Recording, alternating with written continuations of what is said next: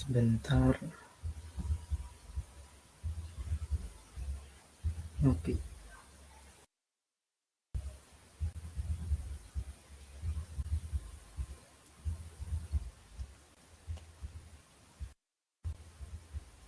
Uh, Sebelumnya, Assalamualaikum warahmatullahi wabarakatuh.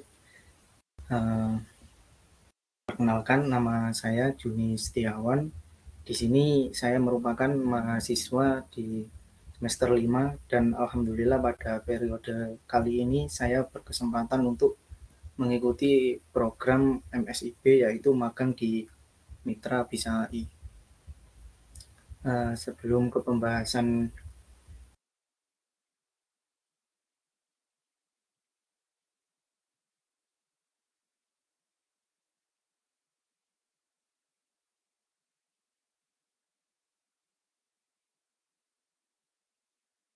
saya selaku narasumber.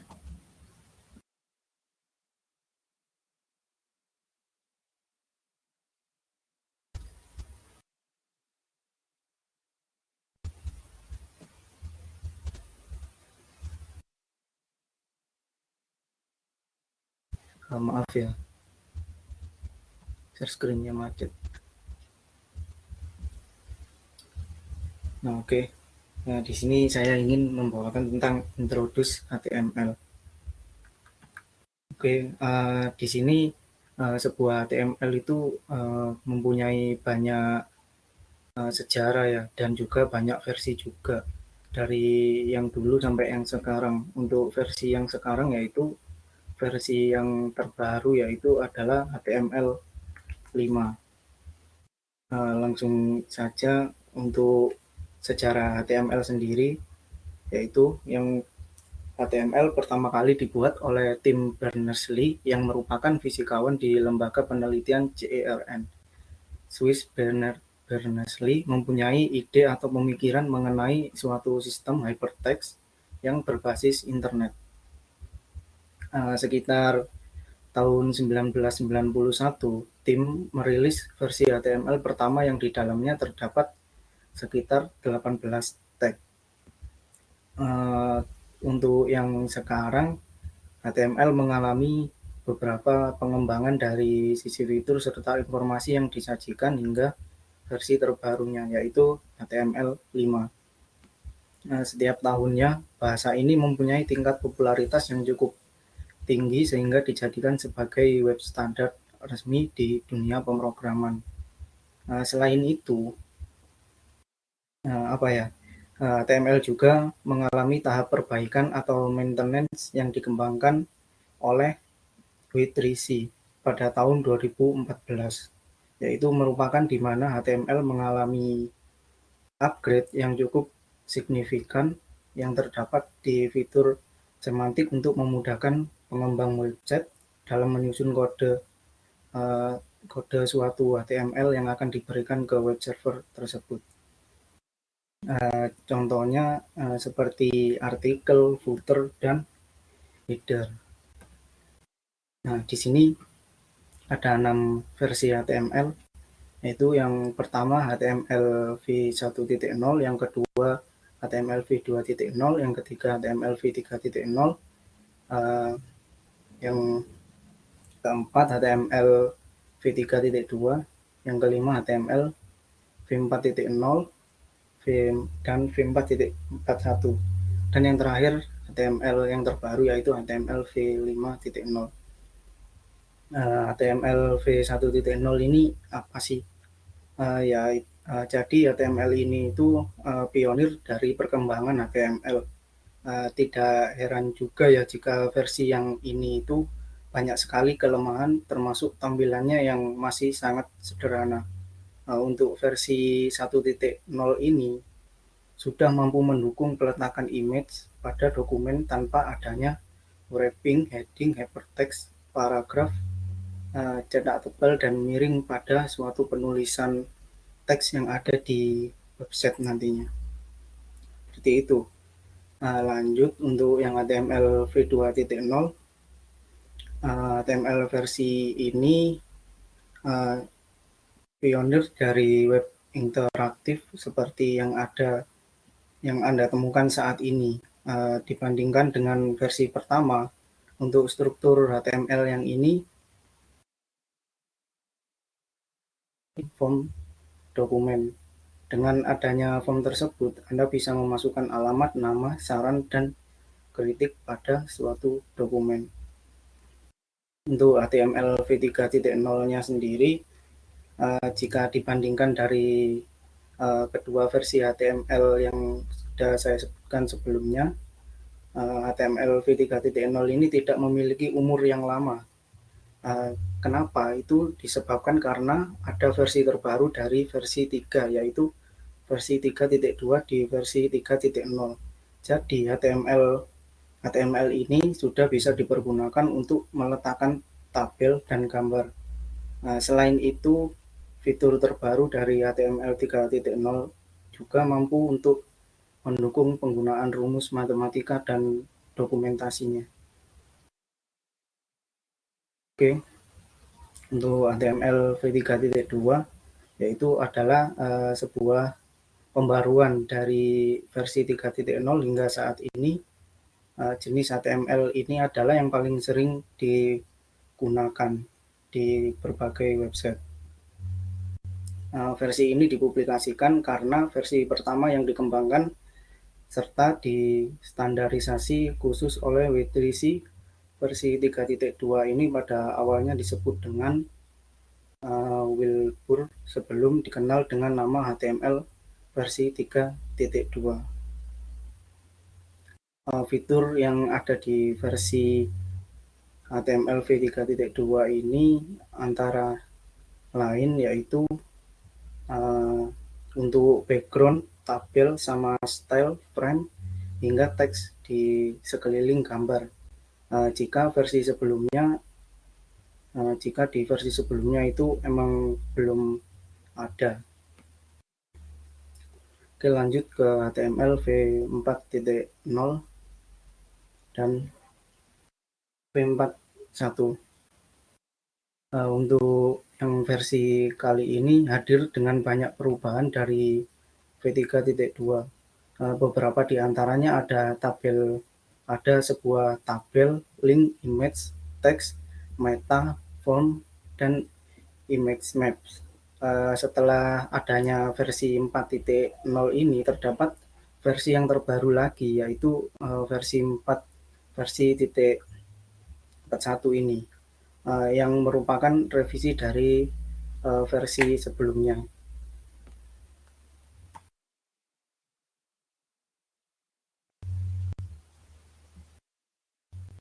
Mohon maaf, sinyal saya agak buruk ya. Oke, lanjut saja. Untuk di versi yang 4.1 ini ada perbaikan kesalahan minor atau kecil. Dari struktur HTML yang ada di versi ini membuat HTML v4.01 menjadi standarisasi elemen serta atribut script HTML 1.1. Kita lanjut ke HTML v5-nya. Bisa dikatakan dari HTML v5 ini adalah versi yang paling canggih dan terbaru sampai saat ini ya, dan paling stabil dibandingkan dari versi sebelumnya. Selain itu, pembaruan ini diperkenalkan pada tahun kalau nggak salah itu tahun 2009. Versi terbaru ini dikembangkan lagi pada tanggal 4 Maret 2010 oleh W3C dan IETF. IETF sendiri merupakan organisasi yang sudah menangani HTML sejak HTML versi v2.0 ini. Selain itu, HTML 5 ini lebih sederhana. Misalnya bagian doc type atau type atribut, meta tag karakter, atau yang di sebuah source code itu tulisannya char set atau karakter set. Di HTML 5 juga dilengkapi dengan fitur yang lebih baik. Ada beberapa fitur elemen seperti menggambar 2 dimensi, memutar multimedia dan kontrol form. Oke, lanjut. Apa sih itu HTML? HTML adalah singkatan dari Hypertext Markup Language, di mana hypertext sendiri mengacu pada hyperlink yang mungkin terdapat dalam halaman HTML. Bahasa markup sendiri ini mengacu pada cara tag yang digunakan untuk menentukan tata letak halaman dan elemen yang ada di dalam halaman. Jadi, HTML merupakan bahasa markup standar untuk membuat dan menyusun halaman dan aplikasi web agar dapat ditampilkan pada web browser. HTML sendiri disusun berdasarkan suatu kode dan simbol tertentu yang dimasukkan dalam sebuah file atau dokumen, sehingga bisa ditampilkan pada layar komputer dan bisa dipahami oleh pengguna internet. Kode HTML tersebut memastikan format teks dan gambar tepat untuk browser internet. Jadi, tanpa HTML, browser tidak akan tahu bagaimana cara menampilkan teks sebagai elemen atau memuat gambar atau elemen yang lainnya. Biasanya untuk pengguna HTML yang umum yaitu untuk menyusun bagian paragraf, heading, maupun link pada halaman web. Tapi meskipun susunannya seperti coding, perlu diketahui bahwa HTML ini bukan merupakan sebuah bahasa pemrograman, melainkan tidak dianggap sebagai bahasa pemrograman, ya lebih tepatnya itu karena tidak bisa memberikan fungsi yang lebih dinamis. Sampai sekarang HTML ini dianggap sebagai standar web resmi. Jadi secara singkatnya, HTML merupakan fondasi awal dalam menyusun kerangka halaman web secara struktur sebelum membahas terkait tampilan desain dan sisi fungsionalitasnya sendiri. Oke, lanjut. Apa sih fungsi HTML? Yang pertama yaitu membuat halaman website. Fungsi yang utama yaitu untuk membuat halaman website sehingga Anda dapat berbagi informasi kepada banyak orang melalui browser di suatu internet. Nah, kenapa begitu? Karena seluruh halaman website yang ada di internet dibuat dengan HTML dan tidak ada pengecualian. Sedangkan HTML juga mudah untuk diaplikasikan untuk seorang pemula. Tak heran, hampir semua website pasti dibuat menggunakan HTML. Untuk yang kedua, menjadi fondasi website, bisa dikatakan menjadi fondasi website yaitu karena berfungsi sebagai fondasi utama pembuatan website. Banyak juga bahasa pemrograman yang akan dipublikasikan pada HTML untuk dapat menampilkan website yang lebih menarik lagi. Seperti contoh, tampilan website yang dapat lebih berwarna menggunakan style yaitu CSS, lalu website menampilkan banyak fitur dengan menggunakan bahasa pemrograman JavaScript dan PHP atau lainnya.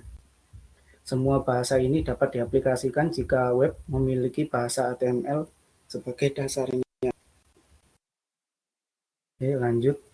Menampilkan multimedia di sebuah website. Mohon maaf, screen saya berhenti lagi. Tapi suara saya terdengar kan? Oke. Oke, kita lanjut untuk menampilkan multimedia di website. Supaya website yang kita buat itu tidak membosankan. Jadi kita perlu menambahkan suatu gambar, video, tabel, dan media lainnya. Nah, dengan HTML kita bisa menampilkan atau membuat berbagai media sesuai kebutuhan yang kita buat. Selain itu, umumnya di website ini atau blog kita yang tidak bisa langsung meletakkan tabel, gambar maupun video, sehingga butuh komponen yang diletakkan pada web menggunakan bahasa HTML. Oke, lanjut. Mengarahkan pengguna ke halaman website lain.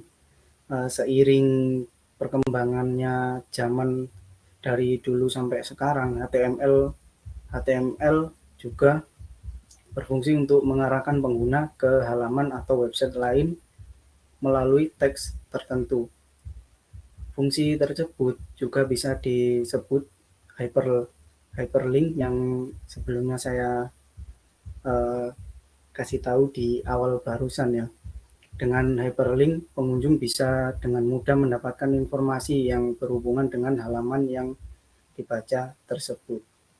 Untuk yang terakhir yaitu menandai teks dan bagian pada halaman website.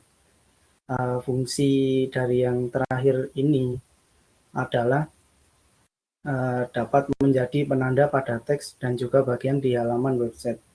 Contohnya, ketika menandai suatu kalimat yang dicetak miring atau cetak tebal, maka hanya perlu menggunakan kode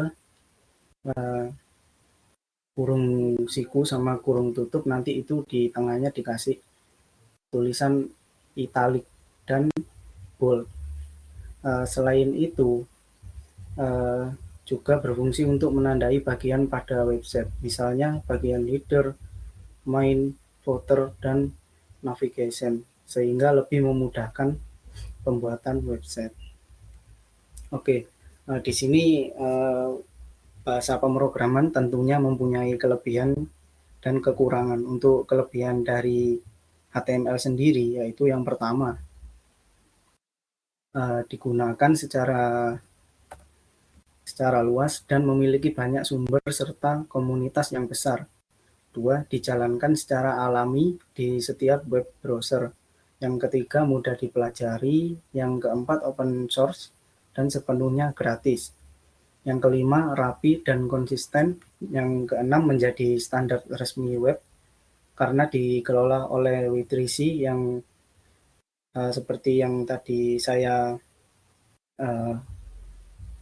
kasih tahu di sebelumnya. Untuk yang terakhir yaitu integrasi mudah dengan bahasa backend seperti PHP dan Node.js. Untuk kelemahannya HTML, yang pertama yaitu lebih sering digunakan untuk halaman web yang statis. Selain itu, untuk fitur yang dinamis juga bisa, serta dapat menggunakan JavaScript atau bahasa PHP atau bahasa lainnya. Untuk yang kedua, HTML tidak dapat memungkinkan user untuk menjalankan logik, sehingga semua halaman web harus dibuat secara terpisah walaupun elemen yang digunakan sama seperti header dan footer. Yang ketiga, yaitu fitur-fitur yang baru tidak dapat digunakan dengan cepat di beberapa browser. Yang terakhir, perilaku browser terkadang susah untuk diprediksi, semisal browser yang lama tidak selalu dapat merender tag yang lebih baru. Untuk selanjutnya kita masuk ke kerangka HTML, di mana kerangka HTML di sini ada tag, elemen, dan atribut. Untuk tag sendiri, yaitu sebuah tanda awalan dan akhiran dalam perintah HTML yang akan dibaca oleh web browser. Selain itu, tag dibuat dengan menggunakan kurung siku, seperti pada gambar yang saya share screen ini ya, di mana di dalamnya berisi nama tag. Ada dua jenis tag yang perlu kalian perhatikan sih, yaitu tag dengan penutup seperti cuman P biasa gitu, yang terakhir diakhiri menggunakan backslash seperti itu. Dan ada beberapa banyak teks yang lainnya juga seperti body, title, serta link, BR, image, atau HR juga ada. Jadi setiap tag memiliki fungsi perintah yang berbeda ya. Ini bisa kalian lihat seperti pada gambar yang ada di sini.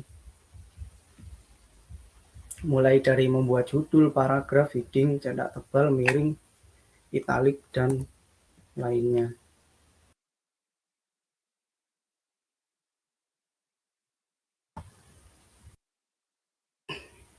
Oke, maaf. Saya lanjutkan. Misalnya bold, yaitu sebuah teks tersebut akan meminta browser untuk menampilkan teks dengan format tebal. Selain itu, teks ditulis secara berpasangan, yaitu teks pembuka dan teks penutup. Pada teks penutup ditambahkan sebuah garis miring backslash seperti ini. Nah, ini di depan nama tag. Untuk tag HTML sendiri awalnya hanya berjumlah 18, hingga saat ini sudah ada lebih dari 250 tag yang perlu diketahui ketika mau belajar HTML, dan banyak juga. Namun tak perlu jadi kalian tidak perlu menghafal semua tag yang ada. Tapi kalian perlu mengingat beberapa teks dasar berikut seperti yang ada di tampilan PPT saya ini. Jadi tidak memungkinkan semua tag itu dipakai semua pada proses pembuatan website seperti itu. Yang kedua, kita masuk ke elemen, di mana elemen adalah bagian yang lebih luas dari tag, karena elemen berisi proses keseluruhan kode atau tag, mulai dari tag pembuka, isi penutup, dan atribut yang melengkapi. Saya ingatkan, jangan lupa juga tidak semua tag memiliki penutup, maka perhatikan kembali jenis kodenya saat kalian mengidentifikasi sebuah elemen HTML. Sebagai contoh, elemen P ini juga website saya. Seperti itu. Pada sebuah elemen juga bisa berisi elemen lainnya. Jadi suatu elemen tersebut tak hanya berisi satu teks saja, tetapi berisi banyak teks. Elemen ini disebut nested element. Sebagai contoh, simak kode berikut ini yang ada di tampilan ini. Ada HTML, body, H2, body HTML. Untuk body ini bisa dikatakan sebagai badan dari sebuah kerangka HTML. Untuk H2-nya di sini merupakan heading. Untuk duanya ini ukuran dari besar kecilnya tulisan tersebut. Seperti itu. Untuk P ini paragraf pertama artikel yang akan ditampilkan di website kita. Yang terakhir akan dikasih backslash body ini. Kalau backslash body ini dihilangkan, maka yang terjadi akan error. Jadi seperti itu. Lanjut kita ke atribut, di mana atribut adalah merupakan suatu informasi atau perintah tambahan yang berada dalam sebuah tag maupun elemen ya. Atribut ini berfungsi sebagai penjelas perintah tag pada suatu elemen. Jadi tidak semua tag memiliki atribut, namun beberapa tag wajib memerlukan atribut agar dapat bekerja. Apa tag wajib memerlukan atribut agar dapat bekerja? Misalnya misalnya ini, burung tutup siku A, ada image atau video. Seperti contoh yang saya cantumkan di sini, image search. Ini gambar yang akan ditampilkan dalam website kita. Semisal gambarnya itu formatnya harus JPEG ya, dan nama gambarnya yang mau diinputkan itu harus sama seperti yang dituliskan di dalam string sebagai berikut ini yang saya tunjukkan ini. Untuk ALT sendiri di sini sama sih, seperti ini, string bunga matahari. Tapi untuk ALT di sini itu merupakan sebuah teks alternatif, dan ketika kita mengalami crash pada suatu gambar yang kita ambil, semisal ambil gambarnya itu lewat dari Google, maka si alternatif teks ini akan memberitahu informasi lebih lanjut tentang gambar yang telah diinputkan itu mengalami suatu crash. Jadi seperti itu. Uh, Oke, dari contoh yang saya kasih tahu barusan itu dapat diketahui juga kalau jumlah atribut dalam sebuah teks bisa lebih dari satu. Meski demikian, tidak semua atribut bisa digunakan dalam sebuah teks.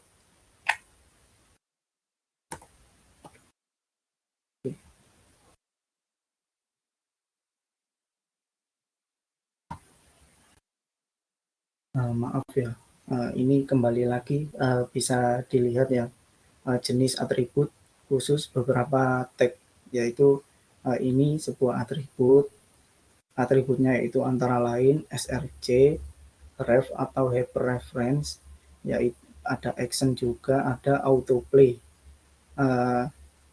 Untuk tagnya sendiri di sini src itu digunakan untuk search image, embed audio atau iframe. Untuk hyperreferensinya sendiri ini seperti yang saya tunjukkan barusan, kayak A ini, dan link yang mau dituju ketika diklik. Seperti itu nantinya gambaran kasarannya di website. Untuk action sendiri, tag-nya itu berupa form, dan autoplay yaitu berupa audio. Oke, kita lanjut ke perbedaan HTML4 dan HTML5. Bisa dilihat seperti gambar yang saya lihat di sini. Untuk perbedaannya itu berbeda banget sama HTML yang sebelumnya. Jadi awalnya itu begini, dulu di dunia IT ada update rutin atau perubahan menjadi satu hal yang tak terelakkan. Jadi tidak ada bahasa yang tidak pernah di-upgrade atau memiliki rilis baru. Begitu juga dengan HTML ini. Tidak terkecuali HTML5 ini dirilis dengan tujuan utama, yaitu untuk meningkatkan pengalaman berinternet bagi pengembang dan pengguna seperti kita ini. Salah satunya yaitu kelebihan HTML5 adalah memiliki dukungan audio tingkat tinggi dan video yang bukan bagian dari spesifikasi versi di HTML sebelumnya. Singkatnya seperti ini ya untuk HTML5 dan HTML. Contoh dah seperti SVG atau Canvas dan grafis vektor virtual lainnya didukung oleh HTML5, tapi tidak di HTML. Di HTML karena penggunaan grafis vektor hanya bisa dilakukan menggunakan bantuan teknologi seperti seperti Flash dan Silverlight.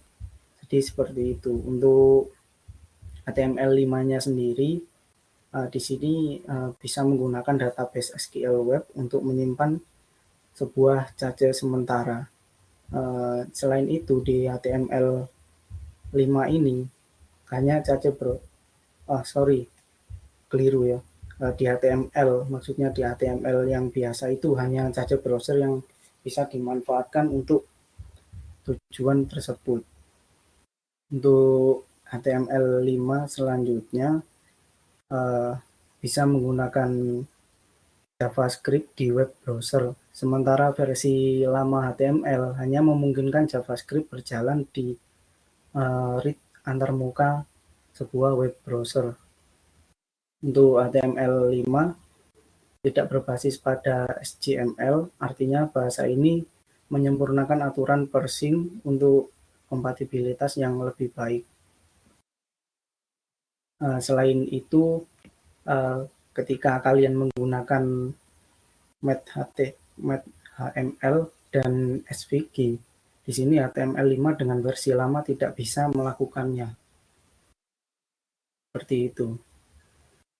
Ada juga beberapa elemen yang telah dihapus di HTML5 seperti isi index, no frames, akronim, applet, dan lain-lain sejenisnya. Untuk HTML5 mendukung form control yang baru, misalnya tanggal dan waktu, kayak email, nomor range, tel atau URL, dan pencarian lain-lain. Dan juga ada banyak elemen baru yang diperkenalkan dalam HTML5. Beberapa yang paling penting adalah summary theme asset seperti komen, data list, dan lain sebagainya.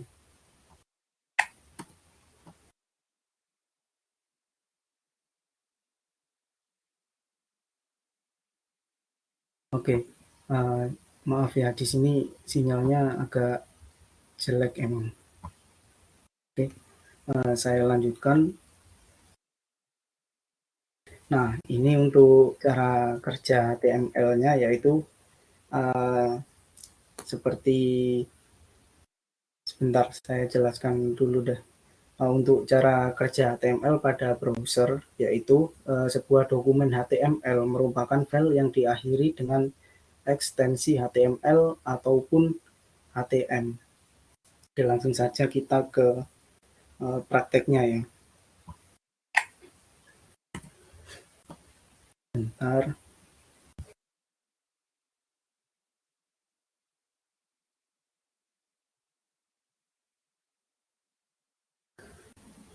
Oke, langsung saja kita ke prakteknya. Nah, di sini kalian tinggal membuat folder aja ya. Di sini saya sudah menyiapkan sebuah folder webinar.html. Namanya itu harus diakhiri dengan .html.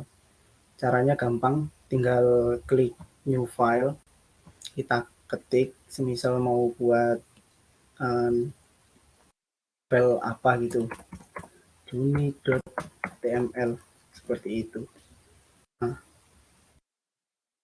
oke, langsung saja kita ke prakteknya. Di sini awalnya kita ketikkan HTML dan kita pilih HTML5. Kenapa pilih HTML5? Yaitu karena yang terbaru tadi. Sebelum memasuki lebih jauh, jadi di sini sudah terdapat beberapa tag, elemen, dan sebuah atributnya, yaitu ini yang dinamakan sebuah kerangka dari HTML. Seperti itu. Ada head, yaitu head ini merupakan sebuah kepala ya, yang menyimpan sebuah informasi yang nantinya akan ditunjukkan ke suatu web browser. Seperti itu.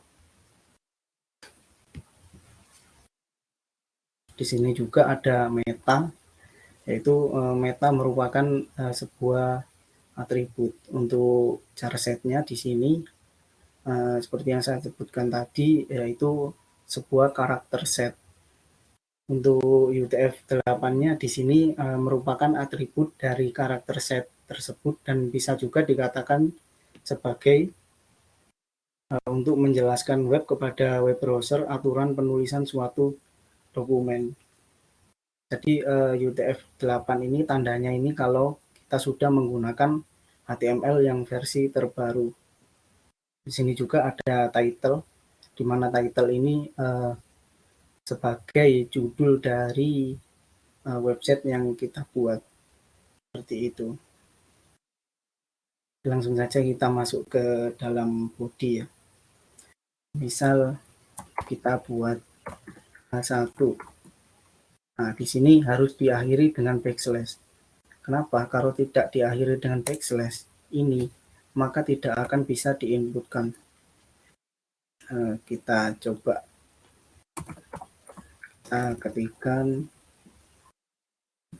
ayo belajar bareng.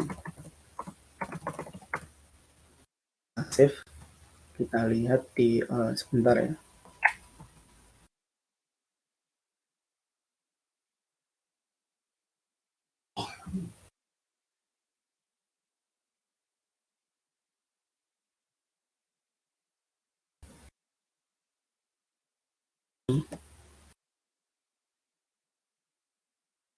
Kita masuk ke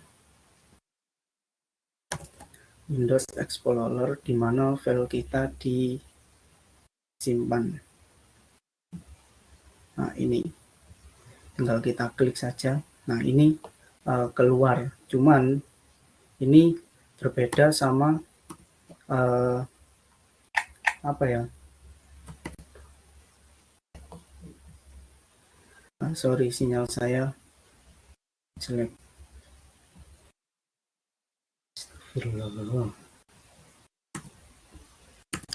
Oke, lanjut saja.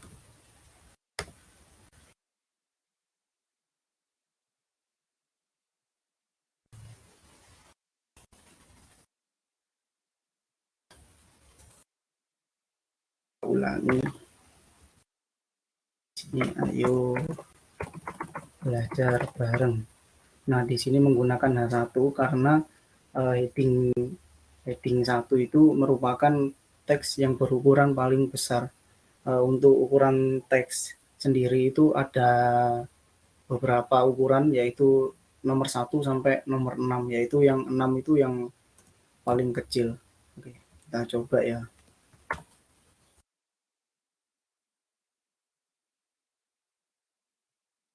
Nah, kita contohin yang 6. Oke, kita Ctrl Shift dulu. Kita ke, nah ini dokumen. Kita Ctrl L, Ctrl R. Nah, ini sudah terlihat. Ini yang H1, ini yang 6. Jadi kecil. Oke. Udah jelas ya kira-kira ya. Oke. Nah, di sini menyinggung titel ya. Untuk titel di sini kan masih dimasukkan sebuah nama, yaitu dokumen. Bisa dilihat di sini sebuah namanya itu, yaitu titelnya itu dokumen. Bisa diganti juga nama kalian sendiri, misal nama saya Setiawan, kita Ctrl S. Nah, ini sudah berubah.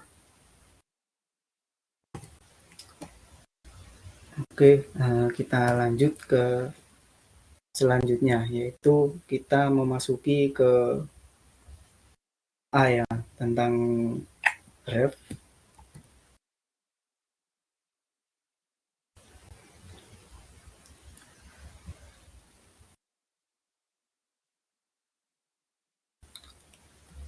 Oke, maaf ya teman-teman. Nah, di sini kita masuk ke A. Kalian tinggal ketikkan A, ref, atau hyperreference. Kalian tinggal enter. Nah, di sini string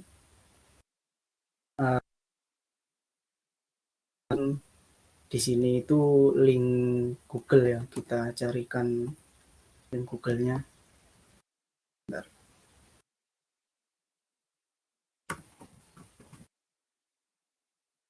Ini tinggal salin saja ini. Ctrl C, kita taruh di sini. Nah, seperti itu. Ini tinggal kasih kurung siku tutup. Kita kasih perintah klik di sini. Oke. Backslash A. Oke. Kita Ctrl S. Kita coba lihat. Nah, di sini ketika kita mengklik di sini akan ditujukan ke Google tersebut yang sudah kita masukkan. Jadi seperti itu. Nah, oke, bisa lanjut ya. Semisal kita, oh ya, aku mau memasukkan YouTube, boleh masukkan di bawahnya sini. Ini tinggal ganti ke YouTube aja, seperti itu. Nah, sebentar. Nah, kita lihat hasilnya aja ya. Kita Ctrl S, Ctrl L. Nah, di sini ini kan tulisannya kan klik di sini kan. Itu ada di sebelah sampingan. Kak, itu kok ada di sampingnya kok jelek? Iya, bisa kita pindah. Oke, kita coba. Nah, di sini kita memakai elemen PR ya. Nah, PR di sini merupakan sebuah break line. Oke, kita Ctrl S, kita Ctrl L. Nah, di sini akan ditaruh di bawahnya. Jadi kita bisa apa ya, sesuai kebutuhan kita sendirilah. Bagusnya itu mau di mana, mau dipakai sini atau ke sana kayak gitu. Seperti itu. Nah, semisal nih di di link yang kedua ada suatu target, kita kasih target ya. Nah, lagi saya jelaskan, yaitu isi dalam stringnya yaitu blank. Kenapa diisi blank? Jadi perlu kita ketahui ya, target blank. Jadi ketika kita mengklik link tersebut tidak akan menimpa suatu Windows yang telah dibuka, seperti itu. Kita Ctrl S ya, kita lihat yang kedua. Di sini kita akan membuka ke bentar. Sebentar.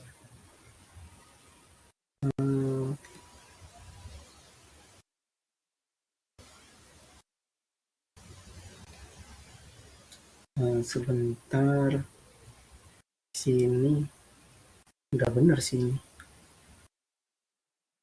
Nggak apa-apa lah. Kita coba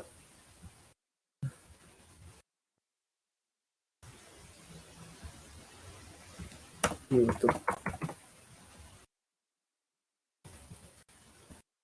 Ctrl S.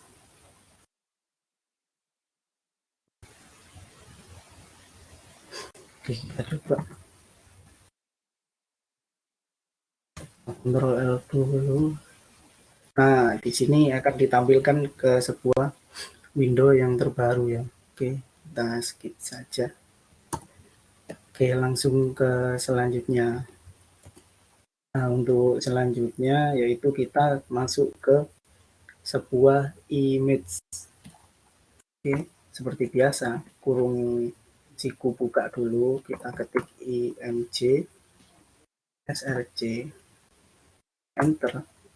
Nah, di dalam string sini seharusnya kita memasukkan sebuah gambar, atau bisa juga kita menggunakan link mengambil dari gambar orang lain ya, misal gambar pemandangan. Nah, ini sini sebentar, kita copy link, kita masukkan di string. Panjang banget ya, apa dah buat belajar. Nah, di sini ada ALT, yaitu sebuah alternatif teks yang saya jelaskan, yaitu kita masukkan teksnya gambar pemandangan. Akhiri kurung siku tutup. Loh, sinyalnya.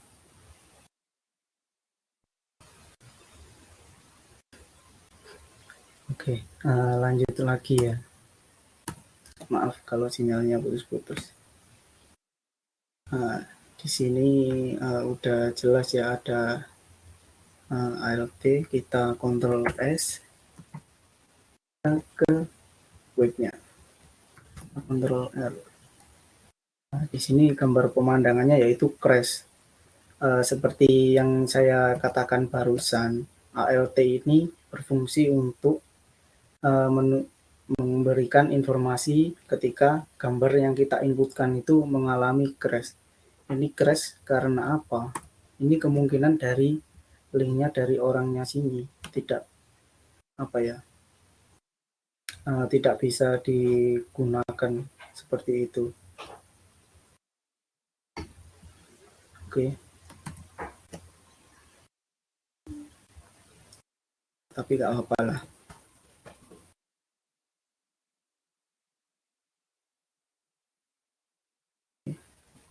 Tetap saja kita lanjut ke selanjutnya ya.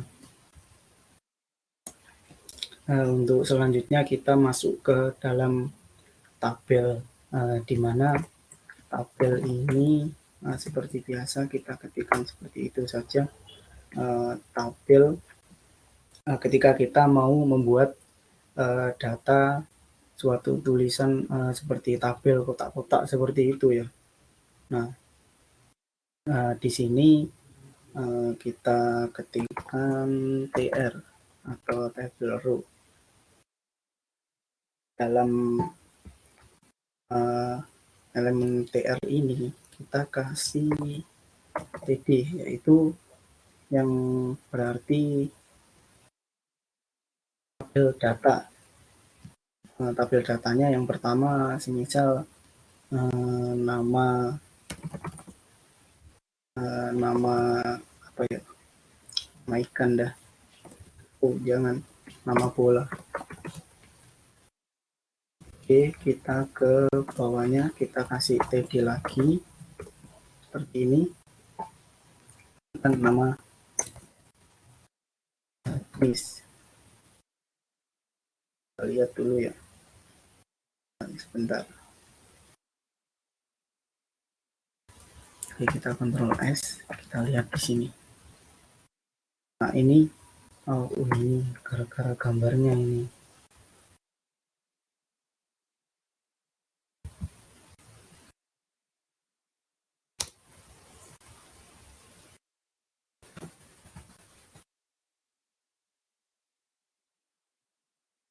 Tuh, biarin dah.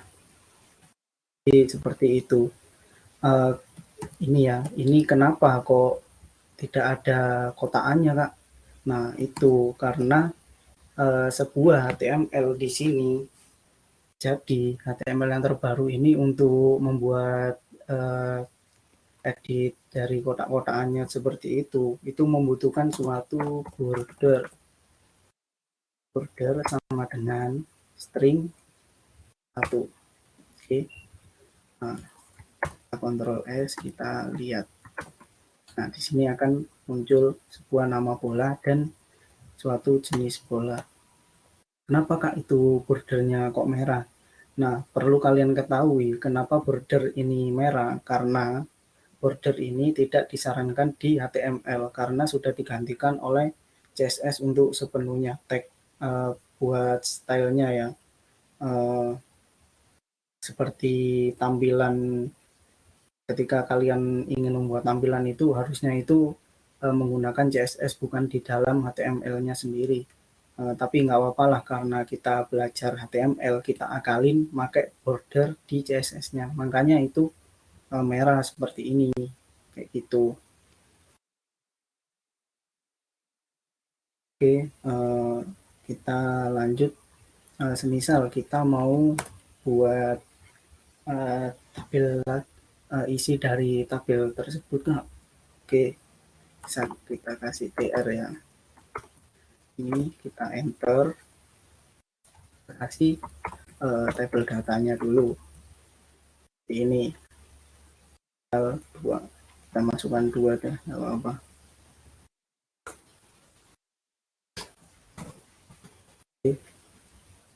Nah, jenis bolanya pingpong.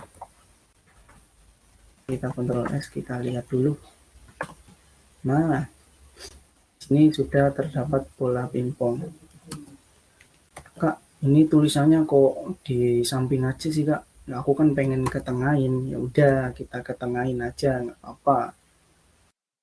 Jadi kita kasih sebuah center. Oke, text center. Sebentar.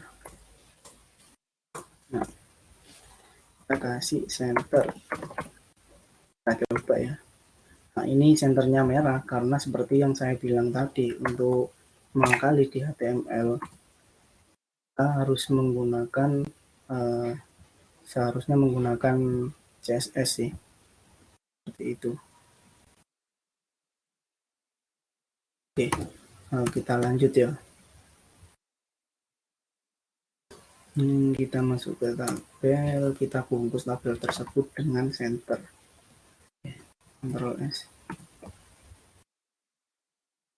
Kita Ctrl R. Nah, di sini sudah bisa ke tengah ya teman-teman.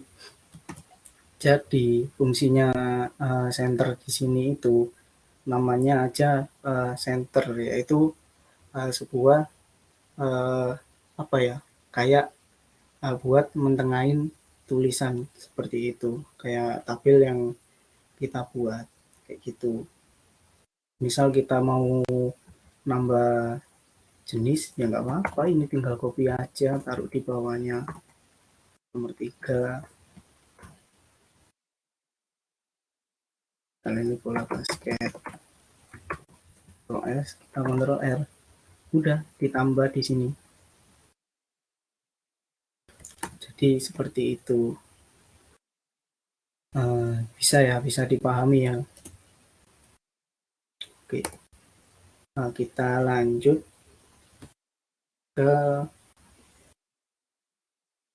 ke form. Nah, di sini kita masuk ke form nih, seperti yang saya jelaskan barusan. Form, kita kasih action.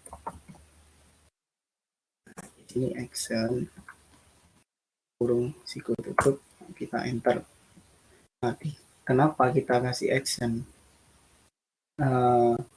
Karena merupakan apa ya, action ini berbau sama data. Jadi ketika kita memasukkan nama kita di sebuah form, itu akan ke input di sebuah database seperti itu. Karena kita tidak menggunakan form, kita hapus saja ya. Kita bahas di lain waktu aja. Nah, ulangi aja dah.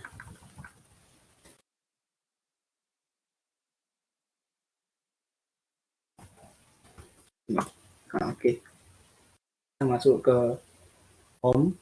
Di dalam form di sini kita masukkan sebuah label. Misal kita mau membuat label seperti jenis apa ya, jenis bola lagi dah, nggak apa-apa. Di dalam label semisal jangan bola dulu dah, kita ketikkan nama lengkap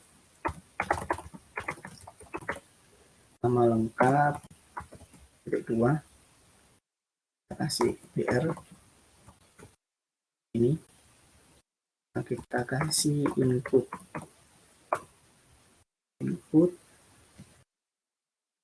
tipe, yaitu tipenya sebuah teks. Di sini kita kasih placeholder juga. Kenapa Kak itu kok ada placeholder-nya juga? Ini merupakan teks melayang ya, yang nantinya ada di sebuah kolom yang akan kita isi, seperti isi di form kayak semisal mau login ke Tokopedia atau apa kayak gitu. Kita klik masukkan nama saja, kebanyakan gitu ya. Akhir kita kasih kurung siku tutup, kita Ctrl S, kita lihat. Nah, di sini ada placeholder-nya juga, yaitu yang dinamakan placeholder itu yang masukkan nama ini yang namanya teks melayang. Tinggal masukin nama aja, misal namanya Joni Setiawan, udah gitu. Oke, kita lanjut ke pembahasan selanjutnya ya. Label, label. Oke. Nah, ke selanjutnya kasih PR dulu di sini biar nggak campur. Kita enter. Nah, di sini kita mencoba untuk memasukkan sebuah apa ya, semisal buat label lagi dah, nggak apa-apa. Buat label lagi, kita masukkan jenis bola. Kedua,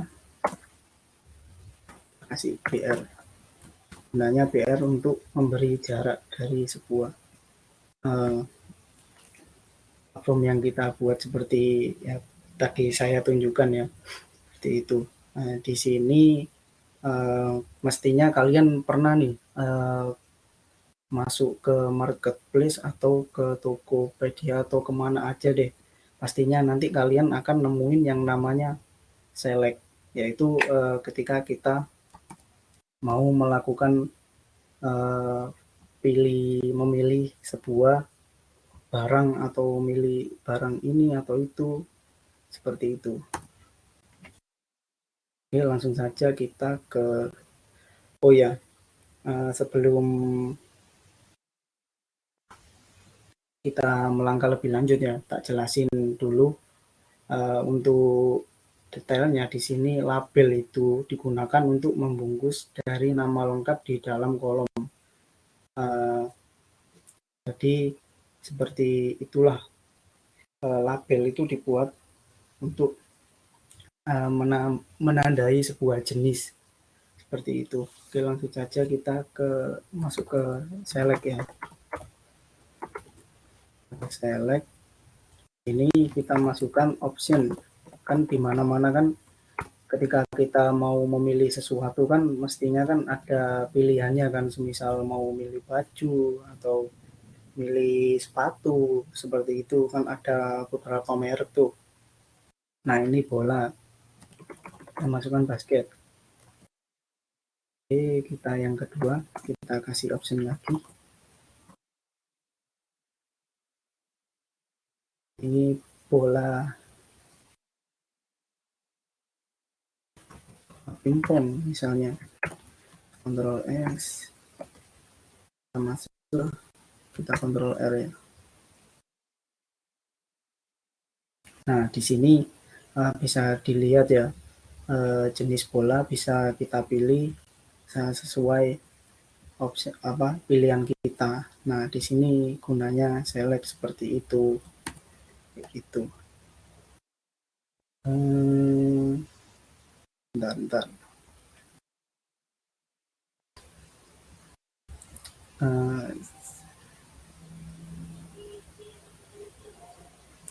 Nah, di sini lanjut saja. Harusnya di sini udah otomatis. Udah. Kenapa? Itu diklik itu otomatis karena tadi itu sempat dikasih yaitu yang namanya sebuah action. Bukan. Sebuah placeholder lah tentunya kayak gitu. Oke, lupain saja, kita lanjut ke pembahasan selanjutnya. Dari select kita masuk ke apa ya, kita PR dulu lah.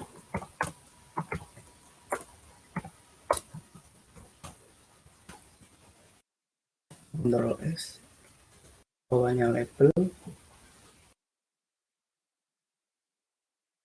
kita bikin label lagi. Nah, di sini kita bikin label lagi, di mana di dalam label ini kita untuk mencoba buat checkbox ya. Checkbox tentunya kalian tahu lah untuk bentuknya checkbox itu gimana, seperti itu. Nggak lengkap emang kalau ada pilihannya seperti ini, kalau tidak ada checkbox-nya seperti itu. Nah, kita lanjut ke label, kita masukkan bola.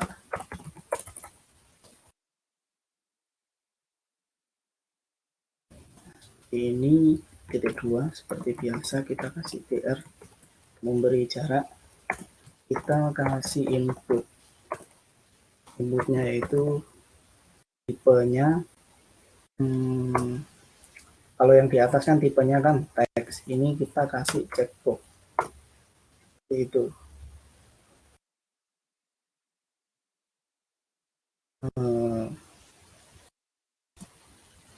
Bola di bola basket sini, kita kontrol S, kita tambahin 1, kita kontrol R. Nah, di sini jadi di sini bisa dilihat ya, tadi buat checkbox itu fungsinya untuk membuat seperti ini. Kita bisa mencentang, semisal di web kita mau pilih mau beli apa, seperti itu. Semisal mau nambah lagi, ya udah tambah aja, kita tinggal copy, taruh di bawahnya seperti ini.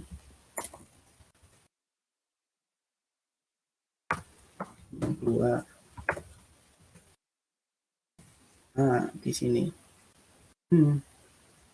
Kenapa ini ada bola? Oh, sorry. Ininya kenapa dimasukin sih? Kontrol S, kita coba lihat. Kan, ini kan masih ada di samping. Semisal mau rapi nih, kita taruh di bawahnya. Mana Kak? Ya udah, tinggal kita kasih sebuah BR aja di sini.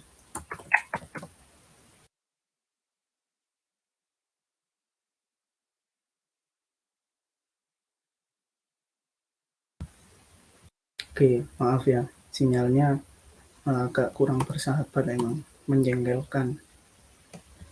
Nah, di sini kita kasih BR ya. Kita kontrol S,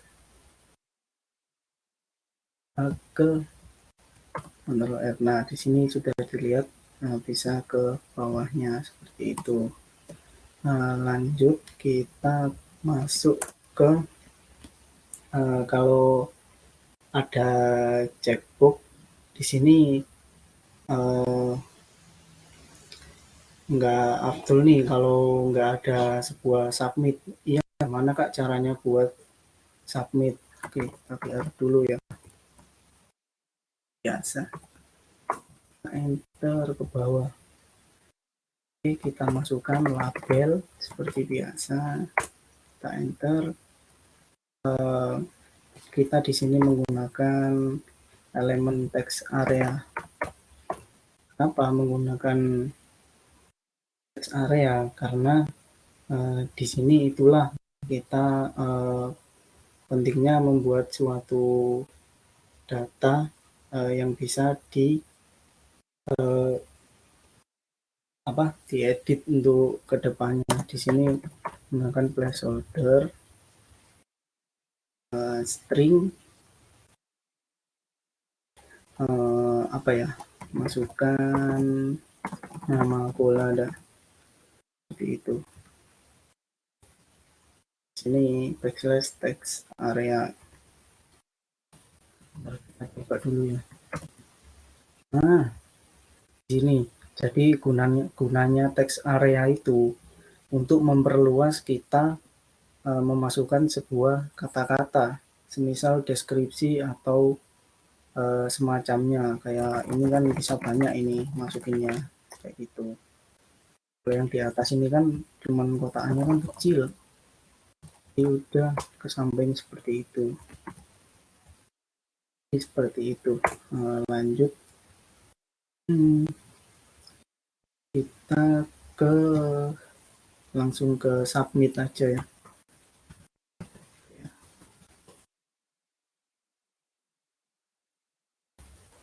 secara agak jauh.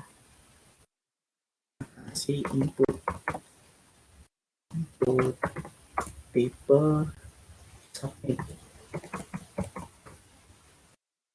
Nah,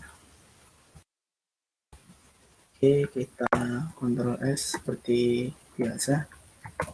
Nah, sini kita bisa klik ya submit seperti itu.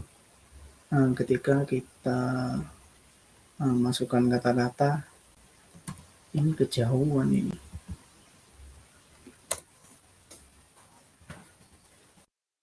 Nah, coba.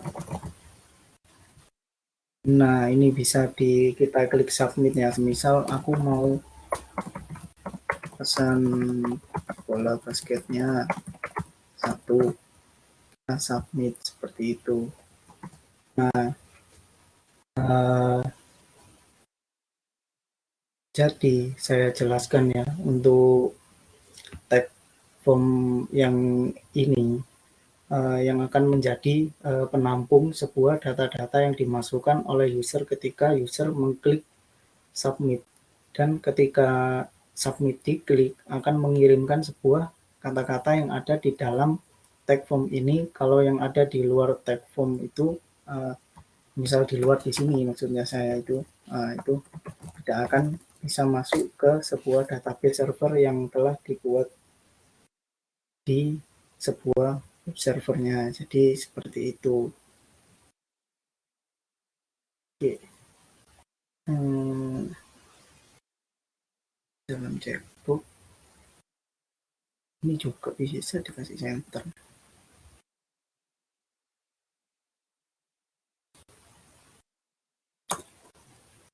Kita coba ya, modifikasi.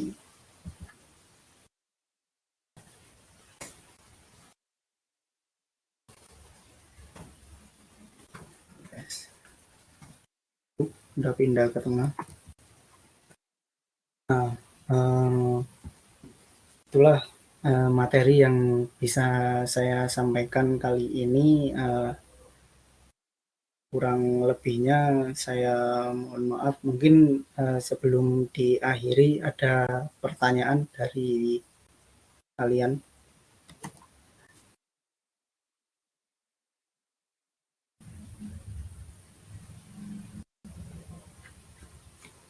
Yang bertanya bisa langsung on mic atau lewat chat publik, nggak apa-apa. Oke, saya stop share ya.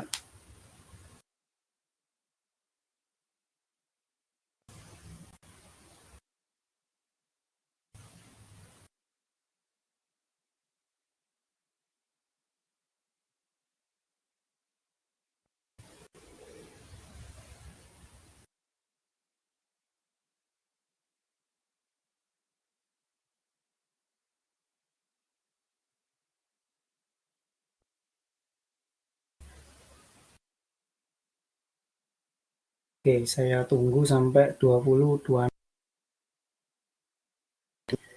bisa.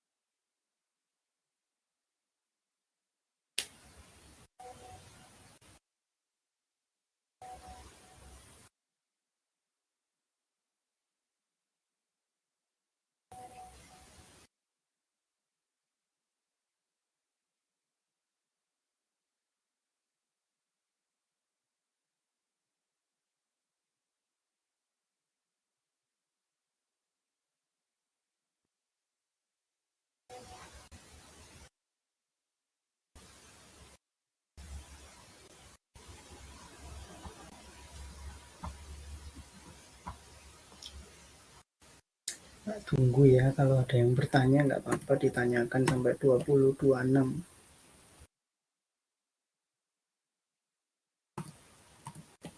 coba. Hmm.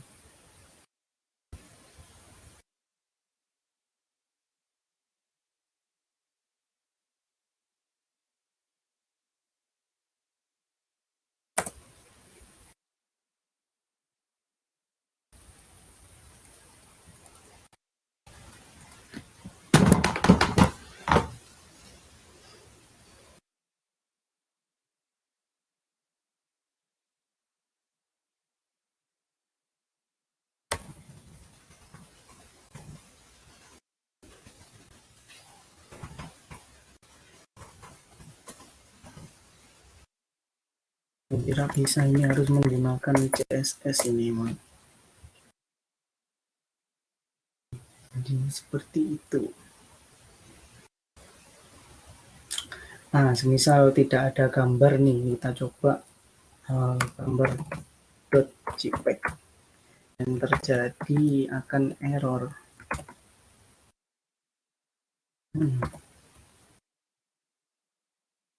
Oh, ini yang cek ininya.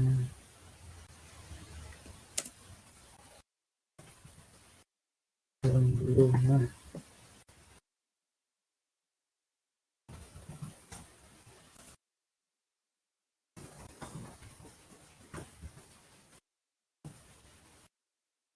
Nah, ini gambarnya crash ya, tetap crash ya, soalnya tadi saya sempat mengambil dari Google seperti itu.